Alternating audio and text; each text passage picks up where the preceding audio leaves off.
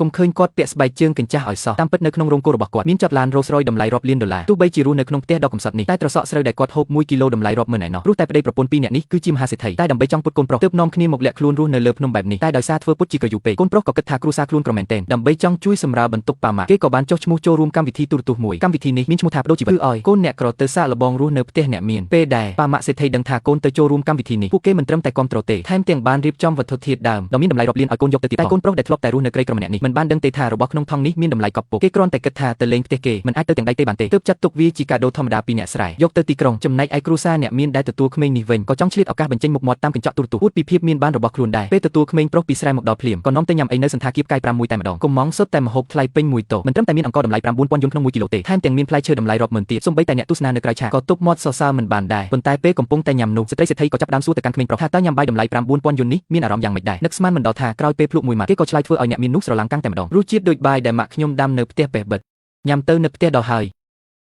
សៀវយានពិតជាចេះនិយាយមែនតែអង្ករនេះច្បាស់ជាមិនដូចនៅផ្ទះក្មួយទេមែនអត់គឺដូចគ្នាទាំងស្រុងតែម្ដងថាម៉េចផ្ទះឯងក៏ហូបអង្ករបែបនេះដែរហ៎បាត់ស្អីគេនេះគឺអង្ករជាងយ៉ាងណា1គីឡូតម្លៃ 70,000 យន់ផ្ទះឯងមានលុយទិញហូបដែរអី 70,000 យន់ត្រូវហើយឥឡូវនៅហ៊ានប្រកែកថាផ្ទះឯងហូបអង្ករបែបនេះទៀតទេខ្ញុំនិយាយមែនវាពិតជាដូចគ្នាណាឯងកុំមកអួតផ្ដេសផ្ដាសផ្ទះឯងក្រហេមរហាមហូបត្រឹមអង្ករថោកសោះនៅមកឡូឡាទៀតក្មេងស្រែនេះចូលចិត្តអួតមែនហ៊ានអួតថាធ្លាប់ហូបអង្ករតម្លៃរាប់ម៉ឺនទៀតកុំអួតអីក្មេងនេះមុខក្រាស់ណាស់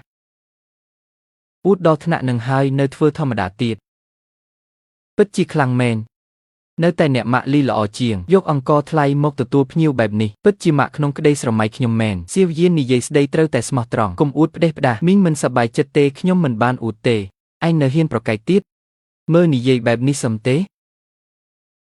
ហាអាពូចោះសេក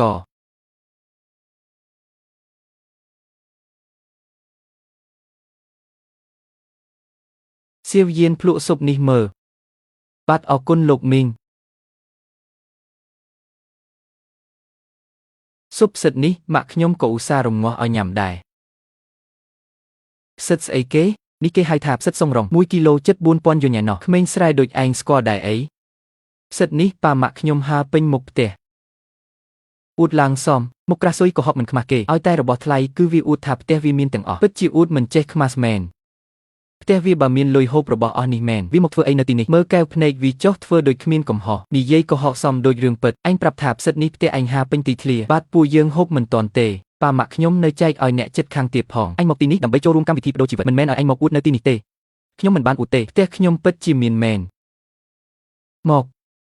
ឯងប្រាប់អ៊ំមកមើលថានៅលើតុនេះមានរបស់អីទៀតដែលផ្ទះឯងមាន